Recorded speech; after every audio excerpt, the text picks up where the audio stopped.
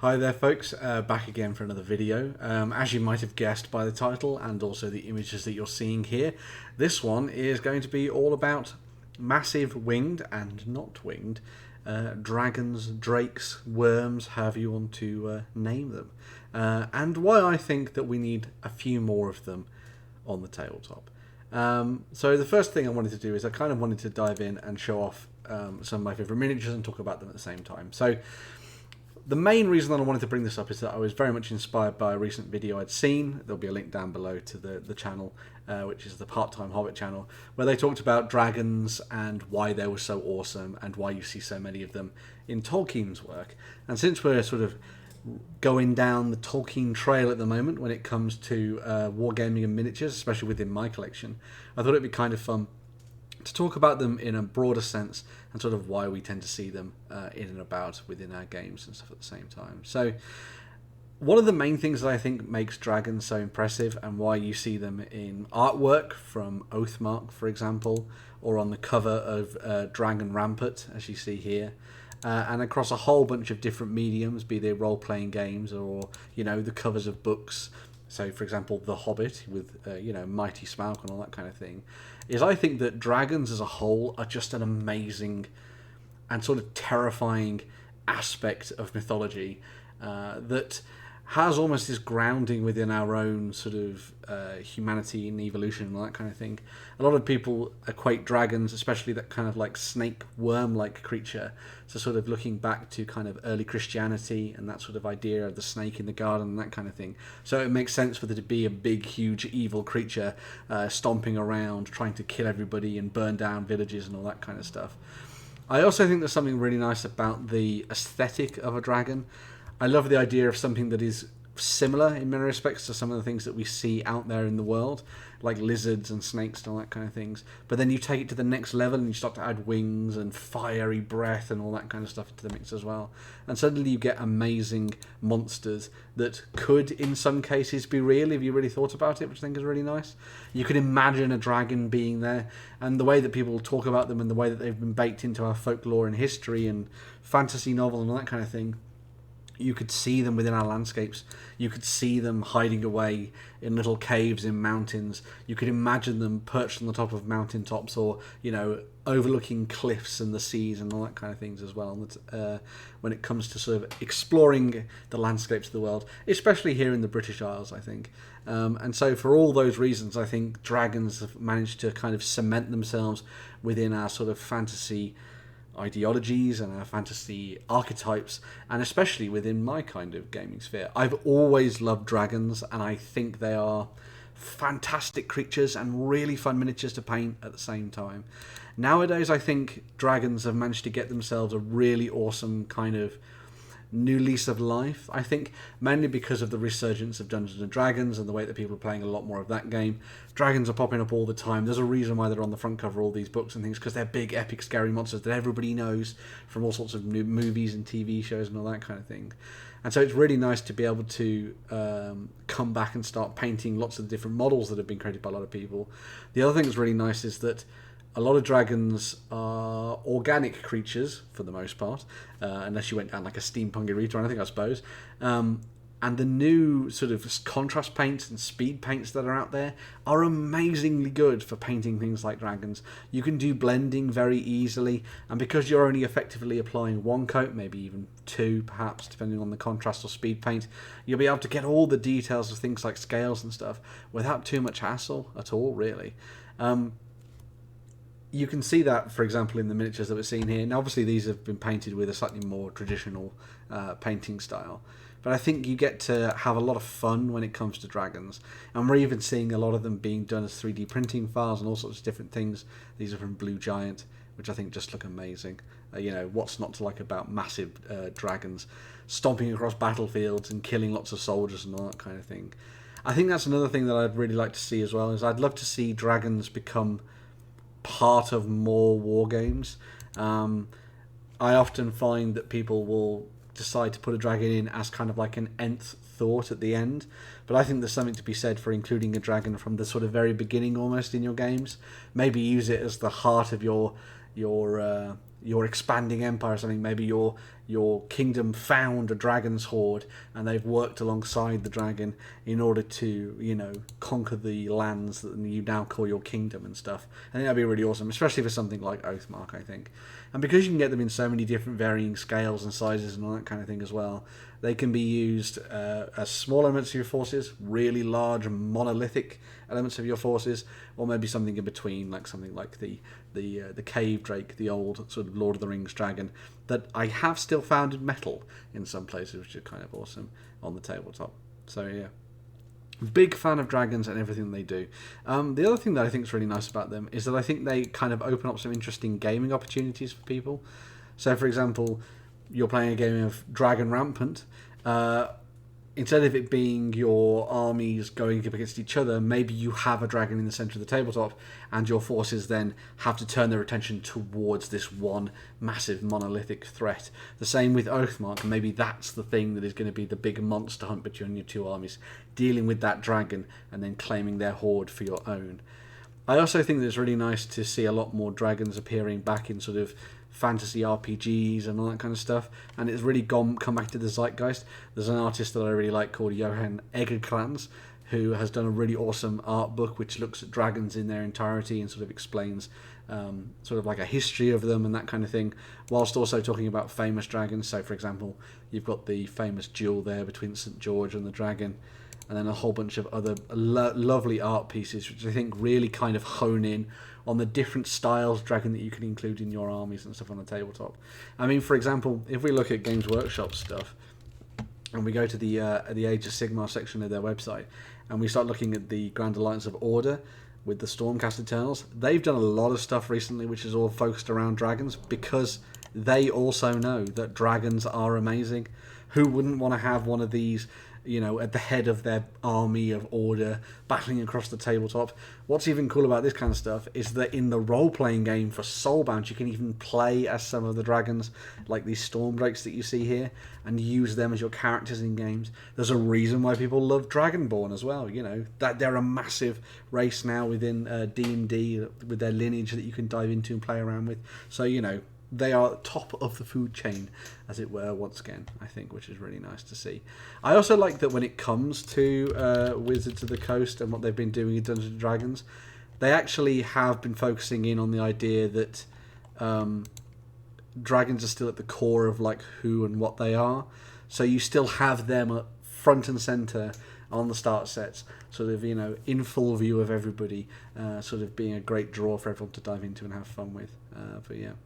As I have to say, I'm just a massive fan of dragons, and I thought it'd be kind of fun to do a little video talking about them in general and sort of the different models that I like. I'm just going to go back through some of the miniatures that I picked out, because I think it'd be fun to talk about why I like these particular dragons. So this dragon in particular, so this was I think it's the Cave Drake, or I think they just called it the Dragon, that they'd done as part of the Lord of the Rings range back in the day. I think it's still available in Finecast, I believe, which is an awkward material. But the reason that I really liked this is because it reminded me of this Smaug image, which was on the front cover of one of my Hobbit books when I was younger.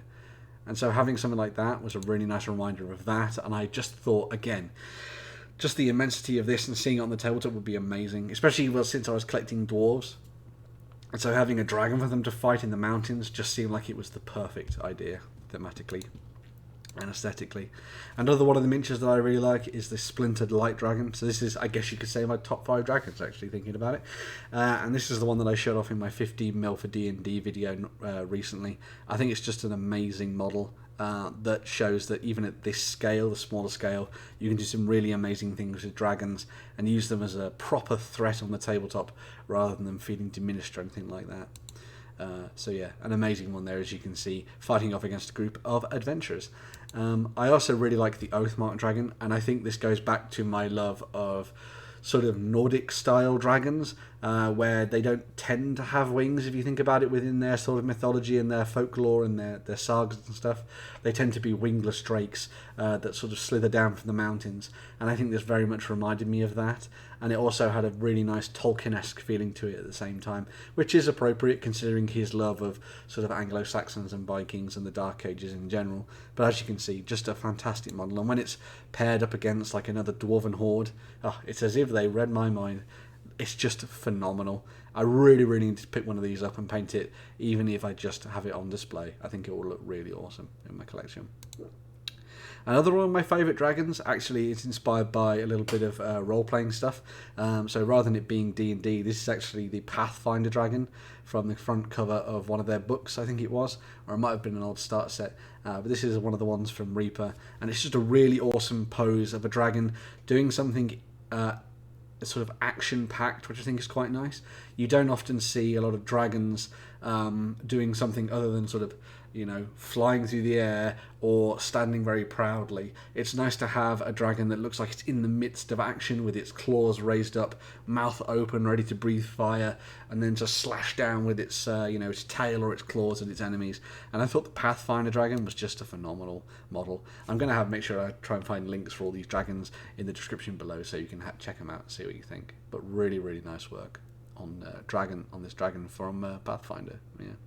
To close thing out as well, we also have the Blue Giant, used to be Atlantis Miniatures dragons. So these are all done as part of a 3D printing sort of Patreon-y style thing. Although they might have actually been on Kickstarter, I can't remember. Either way, they're available for you to go and pick up at the moment, which I think is really nice. And they also have this sort of bearded dragon look to them, which I think is quite good. So you can mess around with the different 3D printing files and print the dragon of your dreams. This all kind of reminds me a little bit of why I quite like dragons done in a different way too. So one of the other things that's really nice about dragons for me is that you can have them as this almost terrifying, ungodly, evil threat, like the dragon that Sigurd fights over the Horde, where it's just evil personified in many respects.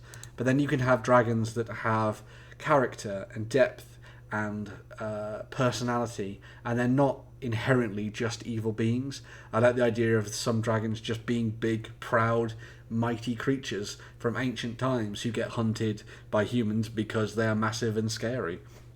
And I always like the idea, especially maybe from the movie Dragonheart, that there are some good dragons out there in the world that you could have on your side and fight alongside you. And it's one of the things that's always been nice about diving into D&D and playing games against dragons, is that they've really emphasised the fact that these dragons will probably talk to you for a moment before they try and eat you. And I really like that because it means you can approach things that are so massive and immense without diminishing what they bring to the tabletop. They're not just a monster, they are something else. They are apocalyptic and gargantuan and awesome in the very purest sense of the word, and you should take that in as sort of like a breathtaking thing at the tabletop, which I think is quite nice. That also means that you shouldn't cheapen dragons, I don't think.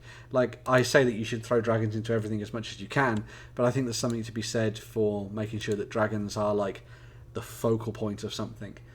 For example, if you're building these armies, make those dragons that you're using in miniature form the focal points of your forces, so tie them into the things that you're doing so it all makes sense and the narrative's there and the storytelling's there. Don't just throw dragon after dragon against people when they're playing D&D campaigns and that kind of thing.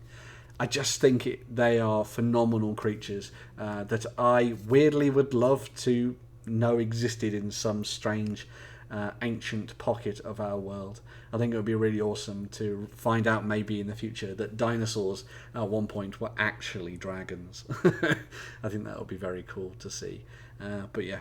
I think that's my kind of little love letter to dragons. Hopefully you've enjoyed looking through some of my favourite dragons. It's a little bit like going through someone's slides after a holiday, but I think there is something to be said about how cool dragons are and why they need to be in more fantasy games. If you agree with me, drop some comments down below. Tell me which are your favourite dragon miniatures. Why do you like them? Do you include them in your games? Are they something that you pops up in your role-playing games? Are you a little bit tired of them? Are you good? Are you happy that they're having a little bit of a resurgence and they're finding their way back into everybody's good books? That's what I was trying to say. So yeah. A little bit of a look at dragons and why I like them so much and why I think they are great in our tabletop games. A little bit of a different video, this one. A little bit of a ramble, but one that I wanted to get out there because I just love talking about interesting elements of our hobby, and dragons are something that I particularly enjoy. Probably why I named my channel, because of dragons. But yeah. Oh, just an interesting thing on that story actually. I called it Because of Dragons because of a really fun little list that we had together, and it was all about why heroes had gone off on a quest, and one of the options that you could roll was simply Because of Dragons. Nothing else. Just no reasoning behind it, just because of dragons. And I thought that was absolutely perfect. So it's really nice to be able to use that sort of nugget of awesomeness from my role-playing past in order to bring this channel to life and talk about the things that I enjoy. So yeah, let me know in the comments down below if you like dragons as much as I do. Oh god, I love dragons. And do you like them in your war games or your role-playing games or your skirmish games? All three, maybe one of the three, however you go about it. Do you like them in your board games as well? That would be cool to know as well. So yeah, I'm going to be moving on and putting together another video. We'll see what's coming up. It'll probably be something a little bit more Lord of the Ringsy focused perhaps. I've also got some squats that I've picked up recently. It'd be really nice to talk about as well. But yeah, I'll get back and talk about more stuff in the near future. And yeah, bye for now. And thank you for watching. Oh, yes. Oh my god, I've got to do the other YouTubey stuff as well. Make sure to like and share and subscribe. And there's also my Ko-fi link down there as well. So if you like what I do and you want to share some cash with me for maybe a cup of tea or a cup of coffee, it will definitely be a cup of tea, then make sure to do that as well. God, I'm really bad at this sometimes, but there you go. Right, I'm going to move on and do some more videos and do some more fun stuff. Maybe paint some dragons. Definitely to order the Oath Mark 1, as you can see there. And yeah, I'll see you in another video very, very soon. Bye for now.